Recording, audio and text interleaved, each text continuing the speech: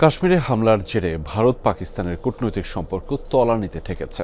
পাল্টাপাল্টি পদক্ষেপে বন্ধ হয়ে গেছে দুদেশের সীমান্ত পারাপার। এতে ভোগান্তিতে পড়েছে সাধারণ মানুষ। ওয়ালটন আবারও মিলিয়নিয়ার অফারে ওয়ালটন ফ্রিজ কিনে আপনিও হয়ে যেতে পারেন মিলিয়নিয়ার। সীমান্তের একপাশে ৩ সন্তান, অপরদিকে বাকিরা। ইন্দির বিবির সংসার ভারতে, কিন্তু পরিবার থাকে পাকিস্তানে। অসুস্থ বাবাকে দেখতে পাকিস্তান গিয়ে এখন নিজ দেশেই ফিরতে পারছেন না এই নারী। ভিসা সংক্রান্ত কাগজপত্রের জটিলতায় আটকা পড়েছেন সীমান্তে।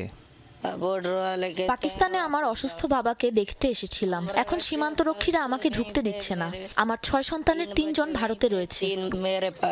প্রায় একই ধরনের ঘটনার শিকার পাকিস্তানের নাগরিক অক্ষয় কুমার। আত্মীয়ের বিয়ে উপলক্ষে ভারতে যেতে চায় সে। ১ মাস আগে ভিসা হাতে পেলেও এখন যাওয়ার উপায় বন্ধ তার। আমাকে বলা হয় পাকিস্তানিদের ভারতে প্রবেশের অনুমতি নেই, তাই বাধ্য হয়ে আবার গ্রামে ফিরে যাচ্ছি। জম্মু কাশ্মীরে সন্ত্রাসী হামলার পর ভারত পাকিস্তানের সম্পর্ক ঠেকেছে তলানিতে।